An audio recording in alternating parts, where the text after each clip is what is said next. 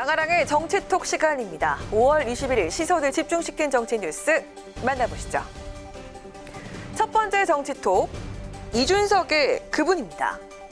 국민의힘 당권 경쟁에서 청년 돌풍의 주역 중에 한 명이죠. 이준석 전 최고위원. 어제 공식 출마를 선언한 이 전 최고위원은 나경원 전 의원과 주호영 전 원내대표 등 중진들을 제치고 차기 당대표 적합도 여론조사에서 1위를 차지하면서 YB 열풍을 이끌고 있습니다. 당대표 도전까지 나서고 보니까 특별히 감사하고 싶은 사람이 생각났나 봅니다. 이 전 최고위원 오늘 페이스북을 통해서 27살 이후로 한 해가 계획대로 돌아가는 일이 거의 없다. 생각해보면 다 나를 이 판에 끌어들인 그분 때문이다 라면서 컴퓨터와 씨름하던 나를 사람들과 씨름하는 곳으로 끌어내준 그분에게 항상 감사하다라는 글을 올렸습니다. 이 전 최고위원이 언급한 그분, 바로 박근혜 전 대통령이라는 분석인데요. 미국 하버드대를 졸업한 엄친아였던 이 전 최고위원을 지난 2011년 정계로 발탁한 인물이 박 전 대통령이기 때문이죠. 이후에 박근혜 키즈로 불리기도 했습니다.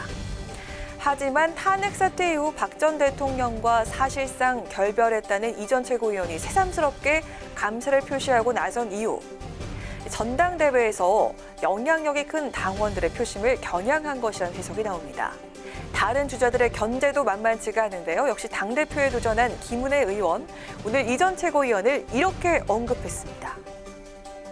이준석 후보도 똑똑하고 능력 있고 그런 면에서 상위 1%로 살아온 후보와 다름없는데 저는 99%의 삶도 돌아봐야 그게 제1야당부터 선거의 의미라고 생각합니다. 능력주의자의 시선으로 보면 모든 게 불공평해 보일 수 있지 모르겠지만 모든 청년이 이준석 후보는 아니지 않습니까?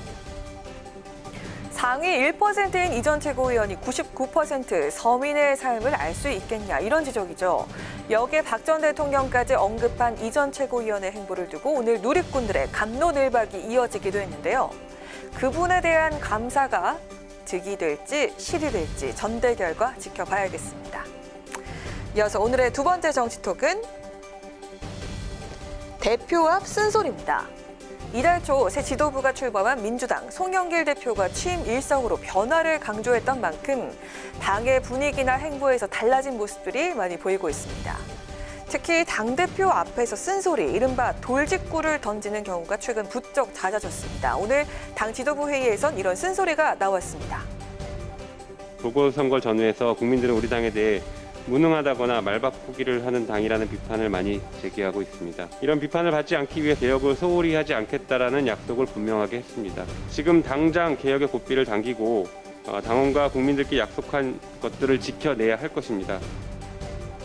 국민들이 우리 당을 말바꾸기 당이라고 한다. 이렇게 돌직구를 날린 김용민 최고위원. 핵심은 당 지도부가 약속했던 검찰개혁과 언론개혁의 고삐를 늦춰선 안 된다는 압박이었습니다. 이번 주 초엔 강병원 최고위원이 송 대표가 이끄는 부동산 규제 완화 정책에 대해서 진단도 처방도 엉터리다 이렇게 작심 비판하기도 했죠. 대표에게 던지는 쓴소리 당내 의원들뿐만이 아니었습니다. 어젠 화상으로 진행된 쓴소리 경청 간담회에서 송 대표를 향해서 일반 국민들의 돌직구가 이어졌습니다. 한 주부는 집을 장만하고 넓혀가는 과정에서 이 정부에 실망을 많이 했다며 집 사지 말고 기다리라던 김현미 전 장관의 말을 듣고 안 샀으면 어땠을지 아찔하다 이렇게 비판을 했고요. 이에 앞서서 지난 17일 송 대표가 20대 청년들을 만난 자리에선 요즘엔 민주당 지지하냐고 묻는 게 비하 표현이다라는 일명 뼈 때리는 돌직구가 나오기도 했습니다. 여기저기서 쏟아지는 쓴소리에 가시방석인 송 대표. 잘 보고 듣고 당의 변화에 반영하겠다고 약속을 했다는데요. 거침없는 쓴소리들이 과연 몸에 좋은 단소리로 변할 수 있을까요? 지금까지 강아랑의 정치톡이었습니다.